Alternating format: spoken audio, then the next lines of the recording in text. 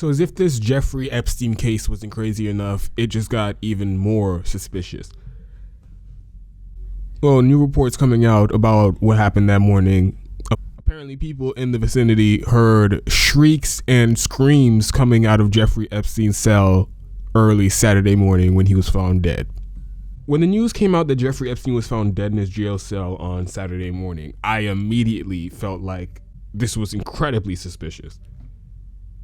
And I have to tell you, the more time that goes by and the more that we learned about what happened, the people who are trying to come out and pretend like there's nothing to see here, the most likely scenario here is that Jeffrey Epstein just upped and killed himself in that jail cell. Or the people who are just saying, well, we don't know what happened here. I'm just going to remain neutral. I'm going to wait to see what this investigation turns up. And only then and only then can we form an opinion on that, what actually happened. The more time that goes by, the sillier those arguments seem to me. In my opinion, the most likely scenario is that there's some kind of foul play going on in this story. My default position is that there is some shady shit going on. And given the circumstances, that's not a crazy position to take. Actually believing that Jeffrey Epstein just up and killed himself in that jail cell, or that there was absolutely no foul play, no shady shit going on here at all, would require you to minimize and downplay some very huge and strange coincidences. Let's start with the fact that almost none of the protocols that were in place to ensure Jeffrey Epstein's safety were followed. That's extraordinary by itself. Epstein had dirt on everybody from Bill Clinton, the former United States president, the current United States president, Donald Trump, members of the royal family, other politicians like governors and senators in the United States. There was a Senate majority leader in some of those documents that were revealed. CEOs of large corporations, presidents and world leaders. Epstein allegedly had dirt on all of them, and all of them had reason to want Jeffrey Epstein dead. Forget all the people that Jeffrey Epstein had dirt on. Forget all of that. Jeffrey Epstein, arguably one of the most high-profile inmates in prison in the United States at the moment, is in your prison. As a warden, wouldn't you do everything in your power to make sure that you're following all the proper protocol and procedures so that nothing happens? And if in the event anything did happen, your ass is covered because you did everything by the book. Wouldn't that be what you'd expect the warden to do given the circumstances? Instead, the exact opposite happens. Instead, there were massive breaches in protocol. Let's talk about how extraordinary these lapses in security were. There are specific protocols in place in prisons for every imaginable scenario.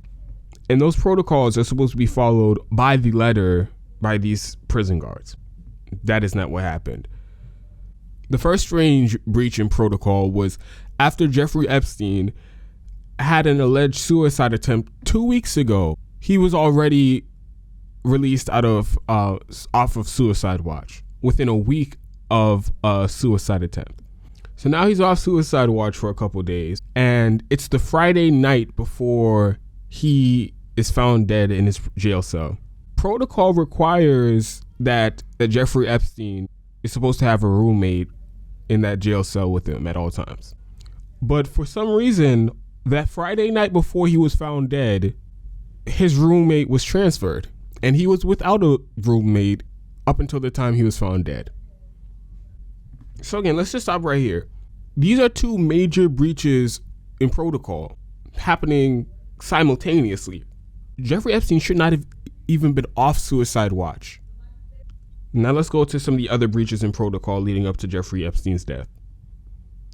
Under the circumstances, there's supposed to be a guard who checks in on Jeffrey Epstein every 15 minutes.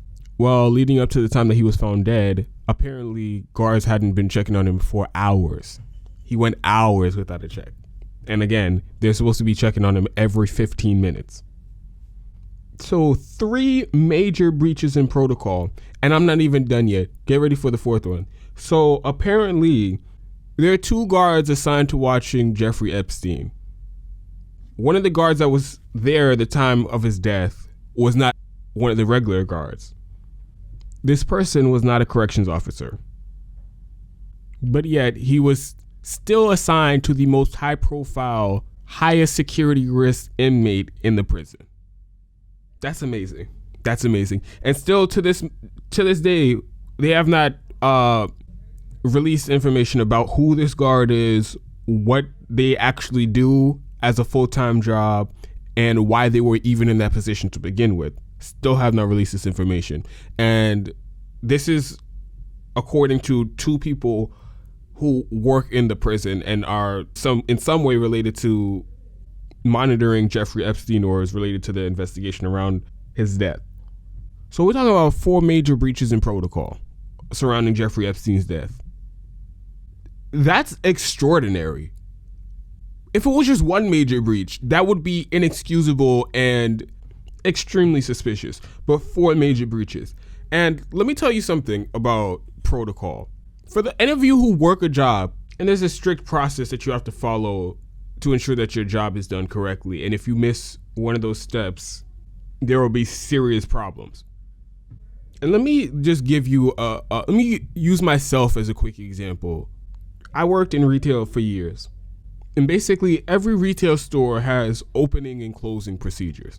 So there are very specific things that need to be done every time you open and close the store, or else there will be problems and things won't operate smoothly. Those are the protocols for opening and closing the store. If you close in the store, you have to count all the cash and prepare it for the deposit to the bank. You have to fill out forms accurately relating to how much money you have. If any of the registers are short on cash or have too much cash, you have to make sure the merchandise is put away and secured. And you have to make sure you lock the doors and turn on the alarm before you leave. Those protocols are followed every single day at the close of business. You never miss one of those steps. You never not count the cash in the register. You never leave the doors wide open when you're walking out and leave the alarm off. That never happens. You follow those very strict, specific protocol. And as a reminder, we aren't responsible for whether or not somebody lives or dies. All we're responsible for is protecting cash and merchandise. And we have those strict protocols and we follow them by the letter every single day. Never miss a step. So you mean to tell me in this prison, supposedly one of the most secure facilities in the entire country, they had 4 major breaches in protocol surrounding this one person, Jeffrey Epstein, in the matter of 2 weeks. 4 major breaches in protocol that have led up to his death. And that's not suspicious. That's not incredibly suspicious. These are trained professionals who've been doing this for years, who've been trained for years. And you really mean to tell me that it was just historic, record-breaking incompetence that there were 4 major breaches in protocol that led up to the death of Jeffrey Epstein? I'm not buying it. The warden of that prison had to know that either Jeffrey Epstein was liable to kill himself, or somebody, one of the powerful people he has dirt on, would try to have him killed. Those are things that happen in prison. People kill themselves and people try to get other people killed in prison. That's not TV, it's not movies, it's not theater. That happens in real life. As the warden, you know this, and still you sign off on these 4 major breaches in security. You allow Jeffrey Epstein off a suicide watch a week after a suicide attempt. You allow his roommate to be his cellmate to be transferred without a replacement coming in. So he's by himself in that cell, which is another major breach in protocol. The guards, your guards, are supposed to be checking in on Jeffrey Epstein every 15 minutes. They don't do it for hours at a time until he's found dead in his cell. The warden is responsible for that. And then you have a mystery guard who isn't even a corrections officer one of the two people assigned to Jeffrey Epstein during the time of his death, the warden, head of the entire prison, had to know about all of this. So the major breaches in protocol alone is incredibly suspicious. And so the other thing that makes the position of there's nothing to see here, this is definitely a suicide, or I'm just going to remain neutral until there's an investigation, untenable. I don't trust the people who are responsible for investigating this. So the Inspector General's office launched an investigation into the death of Jeffrey Epstein, and the FBI has launched a separate investigation into the death of Jeffrey Epstein. Both of them are going to end up answering to the Attorney General, William Barr. Arguably, William Barr's top requirement for Donald Trump to pick him to be his Attorney General was that Trump believed William Barr would be his lackey and his stooge, and he'd basically do whatever he want, and he'd cover his ass whenever he needed him to. And Trump has good reason to believe that William Barr fits that description, because prior to this, he was arguably one of the most infamous attorney generals in modern history, because back when he was George H.W. Bush's attorney general, he helped pardon all the people implicated in the Iran-Contra scandal. So the Reagan administration gets caught selling weapons to the Mujahideen, basically the Taliban, and they used the money from the weapons that they sold to the Taliban or the Mujahideen. They used they used that cash to prop up the Contra rebels in Nicaragua, which is basically a terrorist organization. It was a terrorist group in Nicaragua that was responsible for heinous crimes, murders, and massacres, genocide, and ultimately overthrew the Nicaraguan government. The whole Iran-Contra scandal was incredibly illegal. And after years of investigation, there were some people who were actually convicted, while William Barr, the expert in cover-ups of the elite, came in and pardoned all of them. So I believe Elliot Abrams, Oliver North, and the other high-level officials in the Reagan administration that got caught up in the Iran-Contra scandal. William Barr pardoned all of them. So the point I'm trying to make is he's infamous for large-scale cover-ups and pardoning elite criminals. That's what William Barr is most known for in his career. And now, working at the behest of a president who was also implicated in this Jeffrey Epstein scandal, we're supposed to trust William Barr to do a fair, objective, impartial investigation into this incredibly suspicious death of Jeffrey Epstein. Hell no, I don't trust William Barr to objectively run this investigation while he's taking orders from Donald Trump, who has a direct conflict of interest in this case. And we don't even really have to speculate. We already see how they're handling this investigation, and it's clear that they're not serious about finding out what actually happened, because as soon as it happened, apparently Jeffrey Epstein was found dead in his cell at 6:30 in the morning. As soon as that happened, hours after it happened, the narrative being pushed in the media from government sources, official government sources close to the investigation, or people in the prison, or at the morgue, the medical examiner's office. The official story that they're trying to push is investigations into the suicide of Jeffrey Epstein. They already declared it was a suicide from the jump. They weren't investigating the death of Jeffrey Epstein. They weren't investigating the suspicious death of Jeffrey Epstein. No. It was a suicide. Everybody's just a suicide. We're just filling out the paperwork just to make sure, crossing dotting our I's and crossing the T's here. All we have to see here is a suicide. If these people were being impartial and they were actually waiting to see what happened, they wouldn't be so quick to call this a suicide, because like I said before, the only rational default position to have here is foul play. Something very suspicious and shady happened in that prison, and because the coincidences are just too overwhelming and too numerous, and the breaches in protocol are massive and again, too numerous. So anybody's default position should be, this is kind of shady and questionable, and if we're going to do an investigation, all options are on the table until otherwise is proven, until we have evidence disproving any of these theories of what could have happened. That would have been the reasonable way to conduct this investigation. But it seems that the starting point is, this is just a suicide, and we're just going to confirm this investigation. All we're doing with this investigation is trying to confirm that this is a suicide. So my point that I'm trying to get across is, no, I don't trust the people who are doing this investigation. There are conflicts of interest. William Barr is not a trustworthy actor. He's a hack, a political operative, and we know he's taking place in massive cover-ups involving high-level government officials before the Iran-Contra scandal, arguably one of the biggest scandals of that time. And then the last thing, like I touched on earlier, the number of coincidences are just too overwhelming. Occam's razor is the idea that the simplest explanation is probably the best explanation. Let's go down these incredible coincidences. Already went over the four breaches in the four major breaches in security protocol. Took Jeffrey Epstein off of suicide watch a week after a suicide attempt.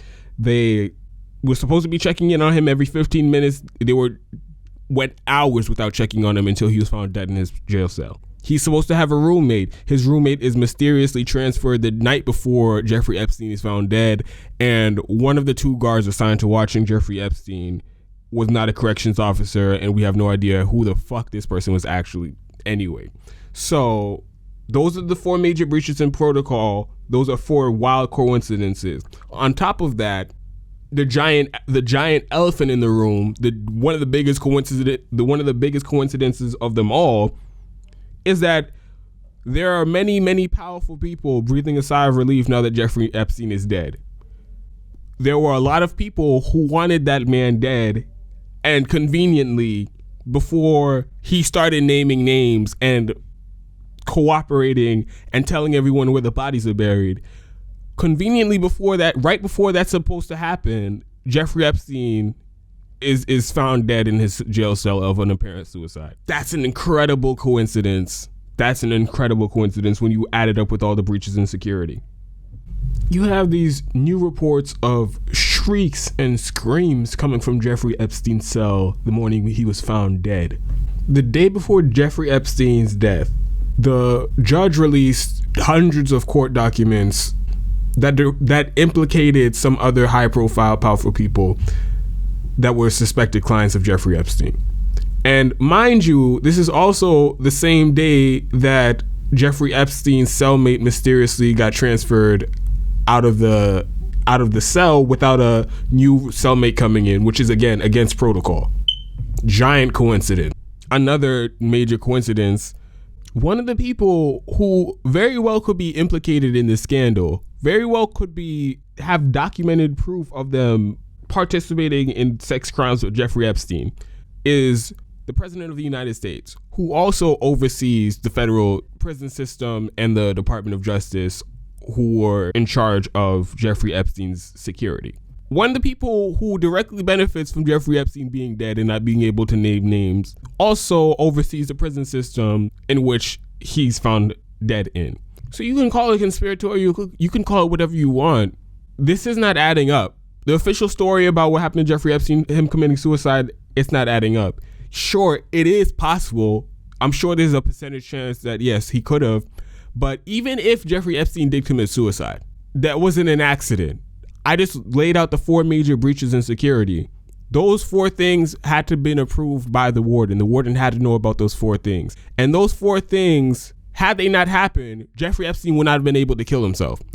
If he was on suicide watch, he would not be able to kill himself. If the guards were checking in on him every 15 minutes like they were supposed to, he would not be able to kill himself. If he had a cellmate like he was supposed to, which protocol dictates, he would not have been able to kill himself.